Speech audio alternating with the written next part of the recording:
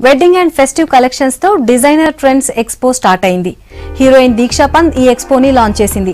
Modern డ్రెస్ల కంటే traditional sari అంటే ఇష్టమంటోంది దీక్ష. తాజ్ కృష్ణాలో ఏర్పాటు చేసిన ఎక్స్పోలో డిజైనర్స్ తమ లేటెస్ట్ కలెక్షన్స్ ని ప్రదర్శించారు.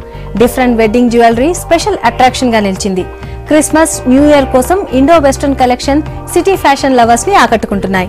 మరో 2 రోజుల పాటు డిజైనర్స్ ఎక్స్పో కొనసాగనుంది.